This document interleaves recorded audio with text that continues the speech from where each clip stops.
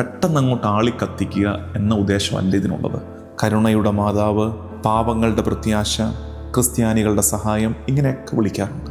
ഒത്തിരി ചർച്ച നടന്ന സെൻസേഷണലൈസ് ചെയ്യപ്പെട്ട ഒരു ടോപ്പിക്കാണ് കോ റിഡംപ്റ്ററിക്സ്, സഹരക്ഷിക എന്നുള്ളത്. അപ്പോൾ ആ മാർപ്പാപ്പമാർ ഏതർത്ഥത്തിലാണ് ഇത് ഉപയോഗിച്ചതെന്നാണ് മനസ്സിലാക്കേണ്ടത്.